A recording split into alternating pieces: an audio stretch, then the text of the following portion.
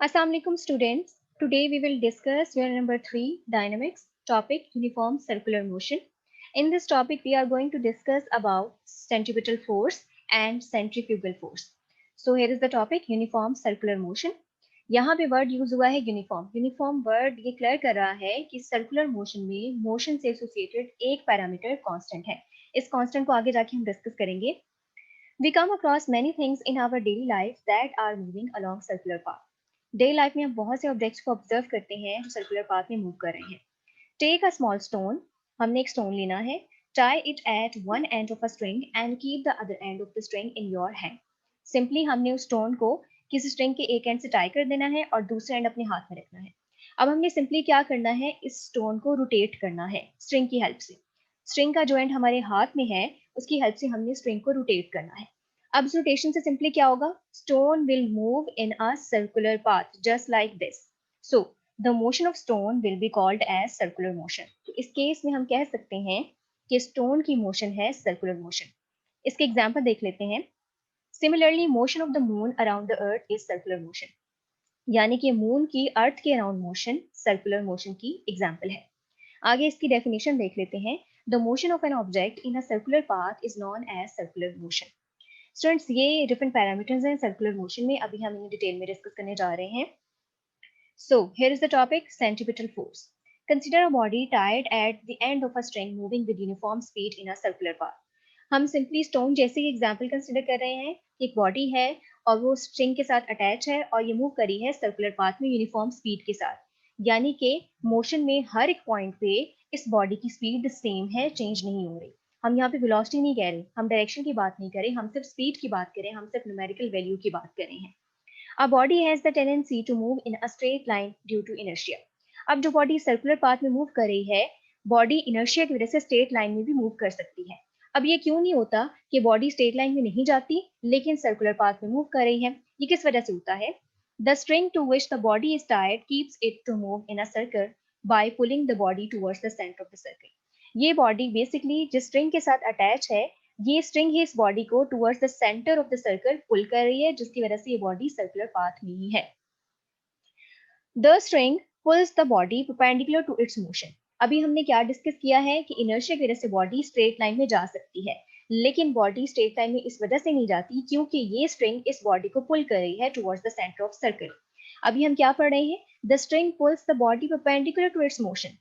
Inertia की वजह से ये बॉडी जा सकती है स्ट्रेट, लेकिन स्ट्रिंग क्या करती है, इसे पुल करती है towards the centre of circle. तो यहाँ पे आप देख सकते हैं ये लाइन और ये लाइन, ये दोनों परपेंडिकुलर है, यानी ये बॉडी की एक्चुअल मोशन की डायरेक्शन है, लेकिन ये स्ट्रिंग इस बॉडी को टुवर्ड्स द सेंटर पुल कर रही है. तो ये दोनों लाइंस अगर आप देखें तो ये दोनों लाइंस परपेंडिकुलर हैं और ये पॉइंट यहाँ पे क्लियर हो रहा है. The pulling force continuously changes the direction of motion and remains towards the center of the circle. ये pulling force continuously motion की डायरेक्शन को चेंज कर रही है, यानी कि यहाँ पे ये बॉडी इस तरफ जा रही है, अब यहाँ पे बॉडी इस तरफ जा रही है, यहाँ पे बॉडी इस तरफ जा रही है, यहाँ पे इस तरफ जा रही है, लेकिन ये स्ट्रिंग क्या कर रही है, हर पॉइंट पे इसकी डायरेक्शन को चेंज करेगी. यानी कि बॉडी इस तरफ जाना चाह रही है लेकिन इसको पुल करेगी इस तरफ. इस तरह से इस पॉइंट पे बॉडी इस तरफ जाएगी तो इसको पुल करेगी इस तरफ. हर एक पॉइंट पे ये पुलिंग फोर्स जो स्ट्रिंग की फोर्स है मोशन की डायरेक्शन को चेंज कर रही है और हर पॉइंट पे it remains towards the centre of the circle. ये पुलिंग फोर्स सर्कल के सेंटर की तरफ ही है. This centre seeking force is called the centripetal force. अभी हमने जो फोर्स डिस्कस की है जो स्ट्रिंग की वजह से आती है, स्ट्रिंग बेसिकली बॉडी को पुल कर रही है towards the centre of circle. ये पुलिंग फोर्स बेसिकली जो बॉडी को towards the centre of circle pull कर रही है is called centripetal force. It keeps the body to move in a circle. Centripetal force की वजह से ही बॉडी सर्कुलर पाथ में मूव करती है. Centripetal force always acts perpendicular to the motion of the body. Centripetal force हमेशा body की motion की perpendicular act करती है. जैसे कि अभी हमने यहाँ पे देखा, हर एक पॉइंट पे हम देख सकते हैं ये 4 पॉइंट्स हैं और 4 पॉइंट्स पे हम देख सकते हैं हर तरह से देखें तो बेसिकली ये पुलिंग फोर्स बॉडी की एक्चुअल डायरेक्शन ऑफ मोशन के परपेंडिकुलर है. नेक्स्ट हम सेंट्रीपिटल फोर्स की प्रॉपर डेफिनेशन डिस्कस कर लेते हैं. स्टूडेंट्स ये एक्सरसाइज क्वेश्चन 3.2 पार्ट नंबर 5 का आंसर भी है जिसमें सेंट्रीपिटल फोर्स की डेफिनेशन की डिमांड है. So centripetal force is a force that keeps a body to move in a circle. Centripetal force वो फोर्स है जो किसी भी बॉडी को सर्कुलर पाथ में मूव करवाती है. तो यहाँ पे हम देख सकते हैं ये सेंटर है और ये बॉडी है, बॉडी मूव कर रही है सर्कुलर पाथ में, किस वजह से? इस सेंट्रीपिटल फोर्स की वजह से। ये सेंट्रीपिटल फोर्स, ये पुलिंग फोर्स हमेशा बॉडी की डायरेक्शन के, बॉडी की मोशन के डायरेक्शन के परपेंडिकुलर एक्ट करती है। नेक्स्ट हम कुछ और पॉइंट्स डिस्कस कर लेते हैं रिलेटेड टू सेंट्रीपिटल फोर्स। इस फिगर में हमें स्टोन दिखाया गया है जो स्ट्रिंग के साथ टाई है। अब इसको हम डिफरेंट वेज में डिस्कस करेंगे। Figure 3.27 shows a stone tied at one end of a string rotating in a circle. यहाँ पे हम देख सकते हैं स्टोन एक स्ट्रिंग के साथ अटैच है और सर्कुलर पाथ में मूव कर रहा है। The tension in the string provides the necessary centripetal force. It keeps the stone to remain in the circle. अभी हमने डिस्कस किया है कि पुलिंग फोर्स जो स्ट्रिंग के साथ एक्ट कर रही है वही बॉडी को सर्कुलर पाथ में रखती है और यही फोर्स है सेंट्रीपिटल फोर्स। अब यहाँ पे एक और पॉइंट डिस्कस किया गया है in terms of tension in the string. Basically string में टेंशन ही पुलिंग फोर्स प्रोवाइड कर रही है जिसकी वजह से ये बॉडी सर्कुलर पाथ में है। सो इन दिस केस हम कह सकते हैं the tension in the string provides the necessary centripetal force. इस टेंशन की वजह से ही जो स्ट्रिंग में है सेंट्रीपिटल फोर्स आती है जिसकी वजह से बॉडी सर्कुलर पाथ में है। It keeps the stone to remain in the circle. If the string is not strong enough to provide the necessary tension, it breaks and the stone moves away along a tangent to the circle. अभी हमने discuss किया है centripetal force basically string में tension की वजह से ही आती है, या हम कह सकते हैं स्ट्रिंग में जो टेंशन है वही सेंट्रीपिटल फोर्स प्रोवाइड करती है। अगर स्ट्रिंग इतनी स्ट्रांग ना हो, इतनी हम कह सकते हैं कि टेंशन फोर्स प्रोवाइड ना कर सके, तो उस केस में बॉडी सर्कुलर पाथ में नहीं रहेगी। तो अभी हमने क्या डिस्कस किया है? If the string is not strong, अगर स्ट्रिंग स्ट्रांग नहीं है कि इतनी टेंशन फोर्स प्रोवाइड कर सके जो कि सेंट्रीपिटल फोर्स की फॉर्म में है, तो इस केस में क्या होगा? बॉडी अपनी actual direction of motion due to inertia वाली फॉलो करेगी। सिंपली क्या होगा? ये स्ट्रिंग जब ब्रेक होगी तो क्या होगा? बॉडी टेंजेंट डायरेक्शन में जाएगी, परपेंडिकुलर जाएगी। ये थी सेंटर सीकिंग फोर्स, तो ये बेसिकली इसके परपेंडिकुलर डायरेक्शन में जाएगी। So body moves away along a tangent to the circle. तो ये परपेंडिकुलर डायरेक्शन हम सर्कल के किसी पॉइंट पे टेंजेंट ड्रॉ करके भी देख सकते हैं। हमने पहले भी देखा था कि सेंट्रीपिटल फोर्स और इनर्शिया की वजह से जो बॉडी की मोशन की डायरेक्शन है, ये दोनों एक दूसरे को परपेंडिकुलर है। तो जब सेंट्रीपिटल फोर्स नहीं रहेगी तो बॉडी इनर्शिया की वजह से अपनी स्ट्रेट लाइन मोशन को कंटिन्यू करेगी। आगे एग्जाम्पल देख लेते हैं। The moon revolves around the earth, the gravitational force of the earth provides the necessary centripetal force.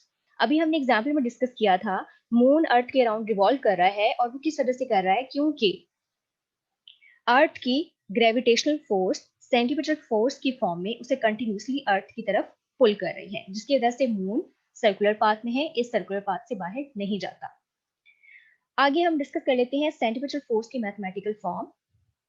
Late a body of mass m moves at uniform speed v in a circle of radius r। हम suppose कर रहे हैं कि एक body है जिसका मास है small m, और ये बॉडी एक सर्कल में, जिस सर्कल का रेडियस है r, स्पीड v के साथ मूव कर रही है। The acceleration AC produced by the centripetal force is given by। Students, ये हम डायरेक्ट रिलेशन डिस्कस कर रहे हैं। आगे जाके आप नेक्स्ट क्लासेस में मींस फर्स्ट ईयर में इसकी प्रॉपर फॉर्म डिस्कस करेंगे। अभी हम इसकी डिटेल में नहीं जाएंगे। तो सेंट्रीपिटल एक्सेलरेशन को आप ऐसे ही अपने माइंड में रखिएगा। Centripetal acceleration is equal to v square over r। ये स्पीड है और ये रेडियस ऑफ सर्कल है। अब हम यूज करेंगे Newton second law of motion. तो सेकंड लॉ ऑफ मोशन के according we know that F is equal to ma। ये मास है और ये एक्सेलरेशन है। हम सिंपली क्या करेंगे? एक्सेलरेशन की वैल्यू पुट करेंगे, that is v square over r। तो सेंट्रीपिटल फोर्स की फॉर्म आएगी mv स्क्वायर ओवर r। तो इस इक्वेशन से हमें आइडिया हो गया है कि ये सेंट्रीपिटल फोर्स है, और ये किन फैक्टर्स पे डिपेंड करती है? मास पे, स्पीड पे और रेडियस ऑफ सर्कुलर पाथ पे। आगे हम डिस्कस करते हैं एक और फोर्स जो कि है centrifugal force. Students, Newton third law of motion में हम डिटेल में डिस्कस कर चुके हैं कि हर एक्शन का रिएक्शन जरूर होता है, लेकिन वो ऑपोजिट डायरेक्शन में होता है। To every action there is an always equal and opposite reaction. तो अब हम देखेंगे कि सेंट्रीपिटल फोर्स की रिएक्शन में कौन सी फोर्स होती है। अभी हमने डिस्कस किया है centripetal force centre seeking force है, यानी कि ये किसी भी बॉडी को towards the centre of circular path pull करती है। अब हम दोबारा स्टोन की एग्जांपल ले रहे हैं। Consider a stone tied to a string moving in a circle. The necessary centripetal force acts on the stone through the string that keeps it to move in a circle. अब centripetal force ही basically इस stone को circular path में move करवा रही है। According to Newton's third law of motion, there exists a reaction to this centripetal force.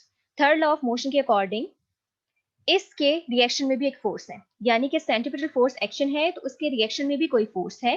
Centripetal reaction that pulls the string outward is sometimes called the centrifugal force.